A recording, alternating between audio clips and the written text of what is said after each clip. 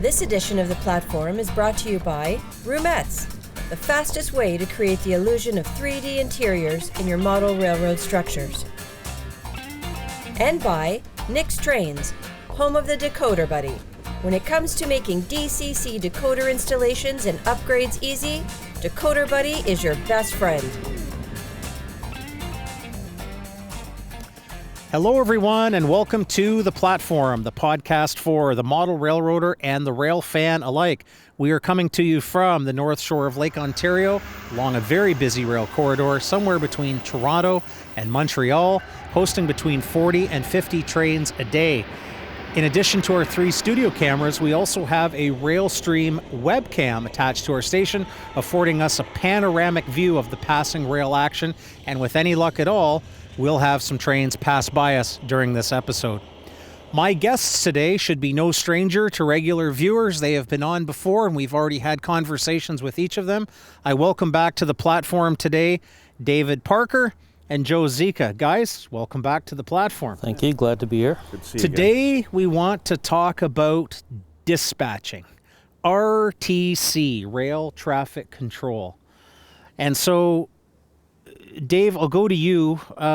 Last we spoke, we had talked about Conrail and your clerking days there, and then you went to CP as an operator. Yeah. But it didn't end there. You eventually moved on to dispatching for CP. Yeah, when CP changed to the manual block system, all the operators' jobs got cut. So I ended up moving to Toronto, and I was in car control for a short time at Lambton and Agincourt. I just worked there until my turn came up to go dispatching. So one day I get my call, and I did the dispatching class, which was in Toronto. And at the time then I was living in Toronto. And then I started working in the CP RTC Centre up in Union Station, up on the 3rd floor. So I spent several years there, working all the desks, the Windsor sub, the Galt sub, OCS, the Galt CTC, the Belleville sub, MacTier, and then they brought the TH&B into the office, so I did the Hamilton, and as far as Quebec with the Winchester sub. So I did that for several years, and then 97, CP decides that they are going to move the Toronto RTC Centre to Montreal. So having just got married, that really wasn't a very good idea. So it ended up... Wasn't a good idea. The national chairman for the union, because the union was dealing with severance packages for people and moving packages, the national chairman was actually a RTC from the CN office, mentioned that they were hiring. So I threw my application in. Actually, I went right down to the office, which was just down the road from Union Station, and put my application in and got hired along with another person from CP. There was actually 3 people that got hired, but one guy ended up getting a job at the last minute at CP, so he stayed. I think he went to Vaughan. So you dispatched at CP from about 89 to 97. Yeah. When you switched over. Yeah, and it wasn't too bad because I'd been there long enough that I was able to get a severance package from CP. So here I am thinking, okay, at first, well, I won't take any vacation this year, to stretch out my money, and thinking, oh, well, I'm going to have some time off. And no, I get hired on CN, and they tell me, I think I left CP on a Thursday, and CN wanted me then Monday, so I got like Friday, Saturday, Sunday off, and hey, I got a weekend off. Yeah. So Joe, last time we talked to you, you were an operator at CN, started off on the Beachburg sub, and then you made a move to Toronto as operator. Right. And then tell us about your move from operator to dispatcher. So when they started to close, again, much like Dave's scenario, the CN started to implement MBS on the Beachburg sub to replace the train orders. When they did that, the operators' jobs were numbered, the days were numbered, so I started to pursue other avenues as to what I'm going to do after they cut my job. The writing was on the wall. Writing was on the wall, so I did apply to Toronto, to the Great Lakes region, And they accepted my application, and they brought me down to Toronto, and we started the training process for dispatching. And there was a couple of us from that class, including a few people from the Montreal office also. Because the railroad is seniority driven, everybody was in a rush to get their turn, their dispatching turn, so there was a few people from Montreal as well. So we all were in a class, and they trained us in that. And once the training was done, I officially classed up in '89 as a dispatcher. And then basically it just took off from there. Initially there was a little bit of a lag for a couple months where they didn't have any work for the dispatchers. So we did oddball jobs around the office, like a tracks operator, which reported train delays into the system and that. We worked hotbox as a hotbox operator, where we used to read the tapes for the trains as they went over the hotbox detectors, dragging equipment detectors. We did that for a couple of months, and eventually there was enough room, some retirements and that we started working, started doing our training. And much like Dave, as any junior RTC, you gotta, do your time, pay your dues, as they say, and you gotta work all the nasty jobs that nobody wants, the night shifts, the weekends, the holidays. So. Yeah. I started out in northern Ontario, dispatching the north end, the ballast sub, the rural sub, east and west, as well as the Karamat sub. Was there a spare board for RTCs? There was a spare board, yeah. Yeah. Yeah, that's where everybody got put on. And it seems every job in the railway has a spare board. Yeah. Every job. Yeah, you pretty well have to. Yeah, whether you're a brakeman or conductor or RTC. Exactly, yeah. You got to work around the seniority, the older people. Everything is seniority driven. Yeah, it is. Yeah. It is. And you know what? That's fine, because it gave everybody an opportunity to learn the jobs, to hone their skills and become better at what they're doing. So after working on the north end, I'd say it'd be safe to say I worked my fair share of night shifts and holidays and that. Eventually they moved me off the north end. I started looking for jobs, like the London end, and at that time they were just opening up the Port Huron, the St. Clair Tunnel there between Sarnia and Port Huron, so they created a new desk DI. I worked that for a few years. We worked in conjunction with the GT dispatchers, and handing off trains back and forth. At that time, when they were building the tunnel, CN was running a lot of trains through the Windsor-Detroit tunnel, but at that time there was still small trains, like low trains, no double stacks. Yeah, to fit in the tube. Yeah, exactly. Yeah. So we did that. There was a lot of trains running there. I worked quite a few of the desks in southwestern Ontario, the Chatham sub, and a little bit of the Queso sub. So you got a real tour of the system. Yeah, you basically got to learn all that. The Kingston sub was reserved for the senior dispatchers. They all worked. It's the Cadillac position. Yeah. And so we worked. I worked all the busy jobs and that. Not that I didn't mind. I enjoyed it because it was a challenge. Yeah. And we worked that, the Desk DI, Desk K, which looked after the Dundas sub, the Strathroy sub. There was the Guelph sub. On the north end, there was also the OCS portions, the Newmarket sub, the Alderdale sub, Cape Breton, North Bay, the Newmarket from North Bay down to Washego. And at one time, the Newmarket sub was connected between Washego and Snyder all the way down. Like I say, this is like the late 80s, early 90s type of thing. So we got I'd say that over the years I got a really good good working knowledge of all the subdivisions, and with time you start to learn your train patterns, traffic patterns, and they always adjusted it, added trains and what have you type of thing. And one of the things I wanted to ask you guys about, and Dave, I know that you ended up with CN, and in fact you and Joe worked together at later on in your careers. And we'll get opinions on that later. You're still here to tell about it, so that must have been good. But Dave, if you can put your CN hat or your CP hat on, figuratively speaking, your CN hat's okay. Yeah. Put on your CP hat. Joe, you'll wear the CN hat. Talk to me about those early days of dispatching back in the late 80s, early 90s. And again, maybe you guys can play off of each other, because as an outsider, I may not know all of the relevant questions to ask. Kind of give us an idea of maybe where some things were similar, but maybe where things were different.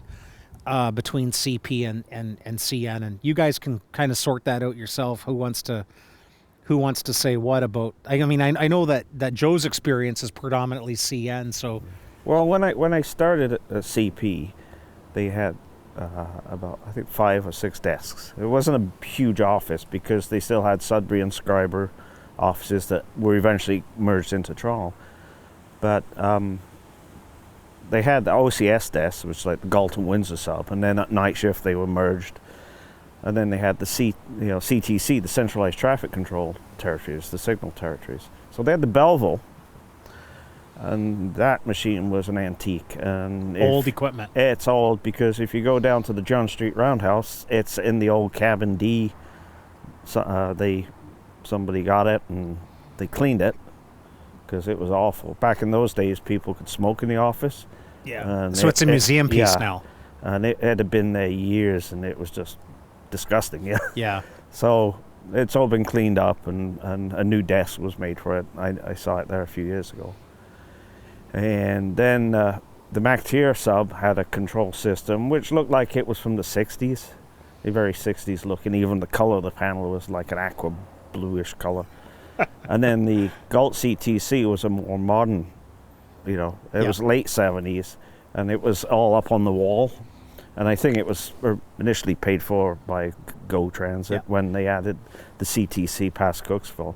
Yeah. So there was 3 different control systems for CTC. Mm-hmm. And eventually they abolished all that, and then they started, they got a computerized system and they put in for CTC. When would that have gone in roughly? Probably around 85. Okay. Yeah, so they came up with this. And the Belleville sub was the test. The signal, the testers, they took some RTCs to do testing. Basically, they were given the it was a test bed for the new system. Yeah, they would try and make it fail. Okay. They had in Union Station, they had a place, it was above the columns at Union Station, there's an office, so it used to be there.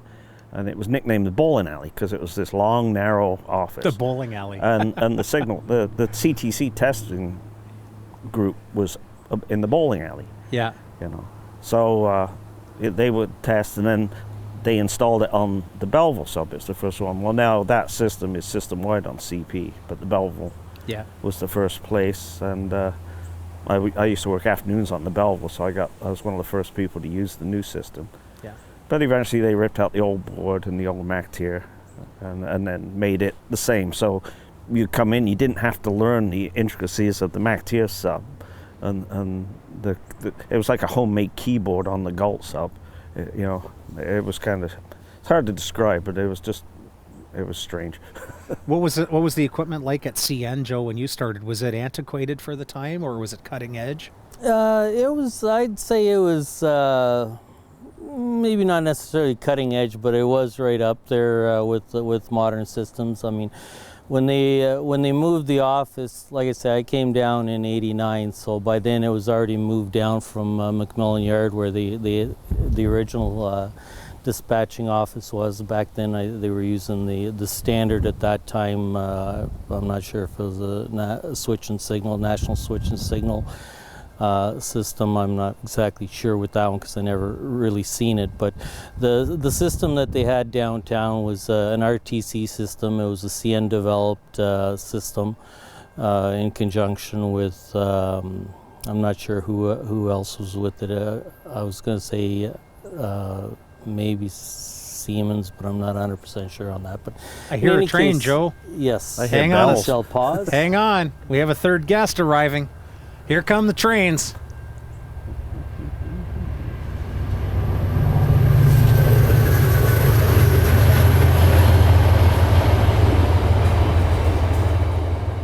It's an awful place to try and do a podcast about railroading, isn't it? Oh, I tell you. So CN had this RTC system. And when you say RTC system, you're talking about the physical plant of the thing, the physical machinery in front of you? Yeah, it was a physical desk. It was a 2-tiered desk. On the upper level, you had your display, your display cards behind a mirrored glass. Not quite a mirrored glass, but a tinted glass. Smoke glass type Smoke of thing. glass, yeah. And on there you had your track diagrams, your track layout for your subdivision with all your control locations so you can see what you were doing. On the lower level you had your cards, which we called them, for each control location. On there you had your push buttons for all the controls, so for lining a signal or moving switches, turning on switch heaters, maintainers calls, call on signal, stuff like that. So it was a good system. That's the system that I grew up with working that, so I actually liked it. I enjoyed it. There was a lot of reaching over. You're always having to push buttons, entrance signal, exit signal, so there's a lot of reaching over and all that. And but it was not a bad configuration. It was a wraparound type of desk, and you had a couple of pedals. Like every section had a pedal on it, so you didn't have to go chasing your foot pedals like you do nowadays. What does the foot pedal control? Foot pedal is your press to talk for your microphone. Oh, that's handy. Yeah, that leaves your hands free to. Yeah, so you can write orders in the book and stuff like that. Very and smart. Line signals, without having to tie up your hands. So every desk to this day uses a very similar, you do have push to talk buttons and things like that, but the foot pedal is actually quite a handy thing because it frees your hands to do other things. Most of the new desks, though, they have like a foot pedal. It's like a plate like this, and it clicks. This system that Joe talks about, the pushing of the buttons, is that what CP had at the time? No, like I said, they had converted those 3 antiquated systems to the computer. Okay. So they were. So all of this was gone. So I gone. go to CN, and we get a tour of the office during the class because I had to do the RTC class again. They made us do the RTC class from like page 1 of the rule book, so that was like having the summer off because you just sat there and just give me the quiz. Yeah. But anyway, I walked in and like there's these huge monster machines, push buttons. I'm like, what the heck is this? It looks like we've gone back in time. What was something to learn between CN and CP? What was the radio system like in those early days? That was another thing because the CP had gone to the radios where we used to have a push button panel. You bring up your towers and then what channel you wanted. They were all color coded. So each radio tower had like 5 buttons for each. They got rid of that and put a computer in there. So you just click on what radio you want. I go to CN. When I went to CN, they still had those big radio tower things. Yeah. They were very similar. Like every, say I wanted the Belleville Tower, you'd just look at Belleville and then channel 1, and you have to push the button for. And then each division of the railway would use different channels. So like channel 1 might be a road channel, 2 might be a yard channel, things like that. Yeah, it's channel 1 is basically on CN. It's across the board. Yeah. For the trains, but then each RTC had a different channel assigned to them, so that when they were talking to a train, you weren't blasting out another RTC. So they would try and do different channels. So you call the train on channel 1 and go to channel 5 or whatever your assigned channel was. Yeah. There were still places where it overlapped. Yeah, what Dave was talking about was standby channels. Every desk had its own standby channel, so the crews, foreman, whoever can contact the RTC without tripping over everybody else. Because even on channel 1, the standby, the end-to-end channel, it's you'll see there's a lot of interference depending on the weather and the location and the amount of trains. You'll get a lot of people walking over each other, and then throw in the wayside inspection systems broadcasting on channel 1, and it gets very busy on dragging channel 1. Equipment, hot box, all that trains stuff. Having to call mile boards every 5 miles. And then you have car control and people needing to get on there. Remember, like around go rush time in the afternoon, it was like I give up. You can't even get it. You call a train and there's so many people on channel 1, and foreman giving rule 42s, and then you call a train to tell them to go to another channel to give them, say, a crossing GBO. Protect the crossing. And then you get the rule you can hear the rule 42 on there. Well, the RTC stepped all over you because we're all stepping over each other. We didn't have a chance to say train so and so go to channel 5. Has that been fixed now? They have like a trunk system or something that prevents that? No. They are like for Metrolinx right now. They are going to assigning different end-to-end standby channels, like for certain subdivisions. They just converted the Uxbridge sub to a channel 42, which takes some of the traffic off channel 1, same as the Weston sub with the Union Pearson Express trains. They've got a channel 42 is their standby channel. So it helps alleviate some of the congestion, like around Macmillan Yard and that, where CN still works on channel 1, and we use channel 1 too, because you got crews going from one territory to another, from CN to Metrolinx and so on. So it does help a little bit, but as the traffic increases on end to end, that's why they have the standby channel, so the dispatchers or RTCs can work on a standby channel without walking over each other. I mean, we still have this problem to this day. I mean, it's like a big party line. It is a little bit like a party line, and it depends on how where your tower is located and who you're talking to, and sometimes you do pick up other dispatchers. And there's times even when I was working for CN, you'd be on a tower and you'd be hearing crews down in Ohio in the United States coming in on your radio frequency. It's like, you get skip. Skip off the lake, and they'd That bounce. used to happen to CP in London. If you're in the CP operator at London, for some reason, we kept picking up a Conrail taxi dispatcher, picking up crews in Cleveland. They couldn't hear us, and I was a signal guy told me, radio guy told me once. He says it's skip, so it's the weather. So the signal skips, but as it skips, it changes frequency. Yeah. But with Channel 1 on CN, just Metro Toronto is just horrendous. Yeah.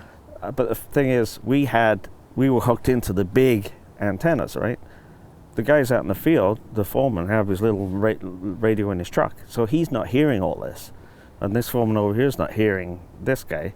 But we can hear everything, so it sounds like you're trying to put your foot on the pedal to call a train, and yeah, you got to have a little bit of patience and try to get a word in edgewise. And usually you call the train, get the response, the acknowledgement, and then you ask them to come over to standby channel where you can deal with stuff like GBOs, crossings, and that. Come to my channel. Yeah, and if there's ever a situation where it's an emergency where you really have to get a hold of somebody, like bring them to a stop for like a car stalled on a crossing or something, you just go on channel 1, you broadcast emergency call, and everybody else gets off the radio, so you can make your as long as they emergency can call. hear you. Yeah, and you can get on with business and protect the situation. I imagine there's company policies about idle chatter on the radio. Yeah, they refrain from that. All the conversations are taped, so in case of an incident. So non-essential chatter, take it elsewhere. Yeah, I remember years ago though, before internet, especially on the north end, there's no internet up there, so like the VIA would call up and what's the score of the hockey game? We got pastors want to know the score of the That's essential. And we're like, well, we're not supposed to have access to the hockey game, but the score is. Usually you have to call somebody else. Hey, what's the score? You go check with the chief. I know that the use of personal cell phones while on duty, especially for running trades, is a big no-no. Is there an opportunity in exigent circumstances, or do exigent circumstances allow for a crew member to use their cell phone in the event of an emergency? Is that allowed for in the rules or policies? Generally, I don't think so. No, you in order for anybody to use, I shouldn't say anybody, because sometimes the section, the maintenance way in that they will call you on the cell phone to get information, but some guys have a company cell phone, which they're allowed to use, but we didn't know which ones, because these foremen will call up for TOP on the cell phone, and we go, don't you have a radio? Because our rules say it must, unless something happens where he has no radio, and it's an emergency. And then we're supposed to get permission from the chief. Yeah, that's exactly. They're not supposed to have a cell phone. Yeah, that's exactly what I was going to say. If the circumstance presents itself where they have to use a cell phone, number one, it's frowned upon. You're not supposed to have a cell phone on, period, while you're on duty. But in the event of an unusual circumstance, you do have to ask permission. That permission has to be given by the chief dispatcher. And in case of a train crew, the train pretty well has to be stopped. You can't be operating a train while you're using the phone. But there were times where trains getting short on time, and the chief would go, "Can you just have them phone me?" Well, that's what I'm getting at. And you'd say, "Chief says you have permission to power up your phone, and you need to phone." If you're dealing with some low-level freight drag somewhere, doesn't really matter. But if you're dealing with passenger trains or a busy terminal like Union Station, time is of the essence. And you're trying to get on the radio, and this channel 1 is a party line, and you keep getting stepped on. I'm just wondering if there was ever a time where you just either pick up a phone, make a phone call. Running out of time isn't a justifiable reason to use your cell phone, especially when you're operating a train. I mean, like I say, they frown upon that. So if you're going to do that, you're either stopped somewhere, or if you run out of time, you just bring your train to a stop, and then usually when crews file arrest, they do give the dispatching office 3 hours notice, and that's usually, not always, but usually it's sufficient time for the company to make arrangements to get the crew off the train and either tie it down or get a replacement crew. So there is, if everything works the way it should, then everything should work out that they can find a replacement before the crew runs out of time. But it was the same for the RTCs. We were supposed to power all phones off. Yeah. You can have, Yeah, like I say, it's frowned upon, and we have enough devices between radios and that for forms of communication that you don't need another thing. No, buzzing. You don't need it. Yeah. You don't need another juice can with a string. People will get at you. So by the time you both entered your dispatching careers, I would think that train orders was pretty much done. Yeah. Yeah, so we had MBS, manual block system, which came in with the CROR, the Canadian Rail Operating Rules, and then that went to OCS. It's the same thing, just different changed the name. Yeah, occupancy control system. Yeah, and then also we have CTC. I'm wondering if we could spend a few minutes. You've both had the opportunity to dispatch MBS, OCS, and MBS/OCS, same thing, and CTC.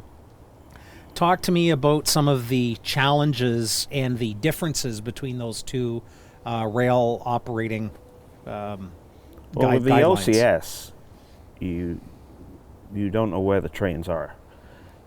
Once you get the clearance, that's it. We used to have, with the operators, when I was at Chatham, train went through Chatham, you'd OS the train, give the dispatcher time by Chatham. He may use that to order the train in London. With OCS, you got no operators. You're pretty much blind. So when I was at CP, a train left Windsor. I think straight shot it was you'd say 2.5 hours to London. So you got to order the crew for the Gults up. Because then you got to take in if I got this many trains going the other way. Am I gonna keep this guy going? Are we gonna have meets? Are your meets going to be good ones? Is the one train going to be waiting? So you sort of had to know your run times and your distances, and also how, like, if you knew your crews, who was the good, which engineer was going to go and which one was going to drag his heels, because that even made a big difference. Yeah, one thing between when the method of control changed from train orders to MBS eventually, which turned to OCS, and one thing that did get carried over was train order sheets. And train order sheets were a critical part of the operation, because on there the dispatcher slash RTC was able to keep track of the time, so he knew when he left the terminal. He had all the stations down in the column for the subdivision, so he can keep track of his train. In OCS, you OS the train to release track behind you. It's not like CTC where you watch it on the panel and, okay, he's clear of so-and-so, so now you can put a TOP out for a foreman to follow or whatever.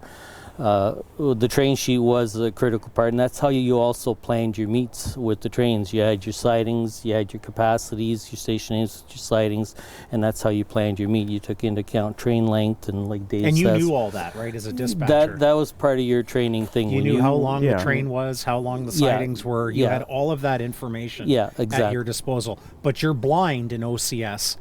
You don't have a diagram with lights, except maybe at an interlocking or something. But when like I said, the Windsor sub, Chatham was an interlock pretty much in the middle of the subdivision. Yeah. So you give them the OCS right for, say, from Windsor through to London, and just line up Chatham. And you see them go through if you were paying attention, because it was up on the wall. Mm-hmm. Chatham was right in a corner, and right now Chatham is in my garage. Yeah, and then swipe the two Chatham's pedals in your garage. And then with CTC, I call it Simon Says. Yeah. Mm-hmm. It's pretty much red light, green light, isn't it? As far as the train crews go.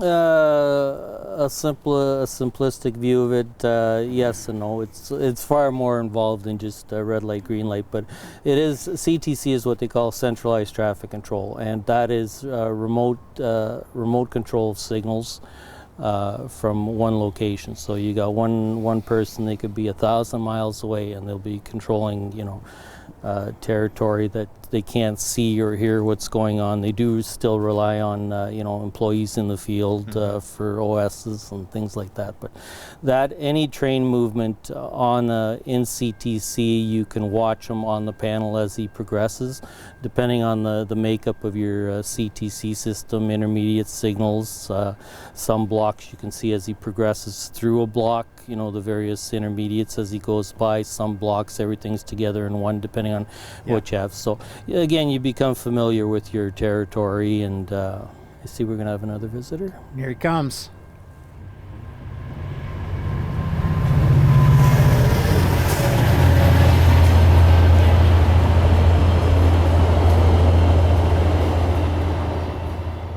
So with the other thing with CTC, and it's much like a train order territory and OCS, MBS territory, again, you have to be intimately familiar with your territory. Running times are very critical. There is the old tongue-in-cheek how we used to say, just take a ruler and right in the middle is where your meat's going to be. It's a little bit more involved in that, where you have to take into account, like, where are we meeting? At 3.5 inches? Yeah, halfway across the screen. It's a little bit more involved in that. Like Dave says, you have to take into account train size, sometimes train crews, the train, how it's powered up, what kind of a train is it?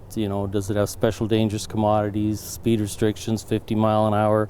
Is it a intermodal train, an express train, passenger train?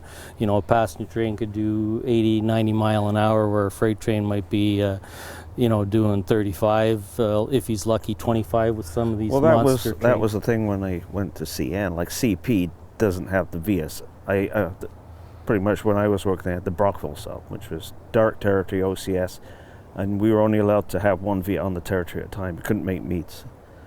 So Transport Canada said, because it's dark territory, this train has to go Brockville to Smiths Falls before anybody else. You couldn't even have foremen out there. Yeah.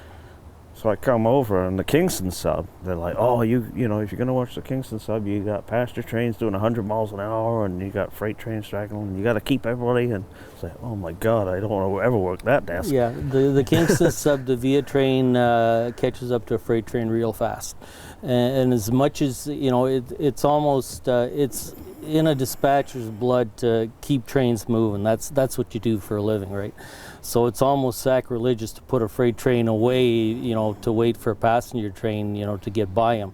So long as you keep everything moving. The Strathroy sub was a little bit like that. It was deceiving. It was ABS signals in there, so it was OCS ABS. So you gave him a clearance, run from London to Paris, and the signals looked after themselves. So it's like on your track circuits. Yeah, you don't even see him. He goes in the territory, and he's supposed to come out in 45 minutes. So so if he's and they're supposed to come out in the same order you put them in on London, they're supposed to come out the other end. Yeah, exactly. Now the Kingston sub, on the other hand, the blocks are a little bit longer. And the VIA trains do go relatively quick, so if you have a big heavy freight, you got to start taking into account. Like Kingston sub has a couple of, it had 4-track locations. They got rid of them. They put in some longer 3-track locations, so where you can put tuck away a freight. That's your dream as a rail traffic controller, is multiple tracks. Yeah, multiple tracks and crossovers. Because now you have more slots to put movements in. You still have to stage your trains, hold them back, clear crossings. You got like 2 westbound vias coming, you got an eastbound, and you got 3 freight trains in the picture. So you got to start playing checkers in terms of where you're going to be parking, who to let everybody by. I found though, I was working this Kingston sub when they put the 3rd track in from Belleville to, where's it go, Napanee just about? And then we had 3 tracks, and it's like, boy, sure could use 4 tracks. Yeah. It's like lanes on an expressway or a highway. It's like now you got 3, we filled up 3 tracks of trains, and use 4. You know what, 20 years ago, that's the other thing. 20 years ago, 30 years ago, trains were short. I mean, 30 years ago when I hired on, 35 years ago, trains were 4,000 feet, 5,000 feet was considered a big train. 6 was, when you get into the 80s, 6,000, they were pushing over the 6,000 foot mark. That was starting to be a challenge, especially working OCS territory where your sidings were 5,500, 5,800 feet. Now you have to start watching for oversighting meets. And as time goes by, progress, I guess. The train size increases. You get locomotives, more power, better adhesion. So they're filling them up. They're taking advantage of getting full use out of those locomotives. So now you're up to trains that are 10, 12,000 feet, 2 units. 3 if you're lucky, but usually it's 2, and they're limited. And with the technology in that, they're sometimes thinking that slower is sometimes better, rather than burning up fuel to get them up to 50, 60 mile an hour. Plus there was the few incidents with tank cars like Megantic and places like that where they've started to slow trains down, handling tank cars and stuff. It all went down to fuel conservation for the longest time there. Yeah. Whereas they got this trip optimizer now, where pretty much the computer runs the train. Yeah. And it knows, we used to have to put the slow orders in, and then it goes into the system, and TripOp knows where the slow orders are. Trouble is, Trip Optimizer is not perfect, so some of these engineers will go, can we turn off Trip Optimizer? And say, well, we're supposed to be going 50 and we're doing 36, And then, we're coming up to the slow order, but it slowed us down like 2 miles before the slow order. Yeah. They're doing 30 miles an hour 2 miles before they're supposed to be there. Some of it is the programming of things like the Trip Optimizer, where they take into account, because when they come on duty, they program all that stuff into the computer. They put in the train size and everything else, tonnage, and I'm sure that the system downloads information too. So it also tries to take into account marshalling and the tonnage spacing through the train and that. And so when you have like a 2 mile long train, the head end's trying to brake, the tail end's still pushing, because it's on a grade. The computer's is under the impression the train's still on a grade, so you got them fighting. And then we get that throttle restriction too. They tell them, don't go past, your train's this much tonnage, you've got this much horsepower. Yeah, Computer says don't exceed 5. throttle 5 or throttle 6.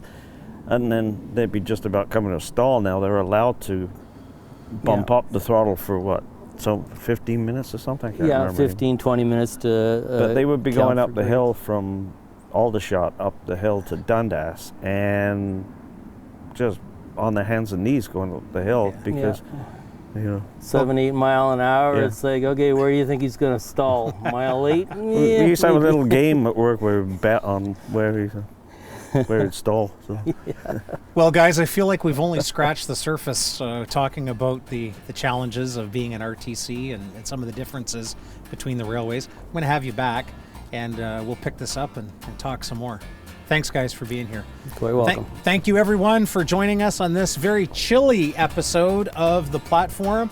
If you want to listen to the audio version of this show with completely unique content and completely unique guests, you can download Spotify and search for The Platform Station House audio series. I'm Bob Fallowfield. We'll see you next time on The Platform.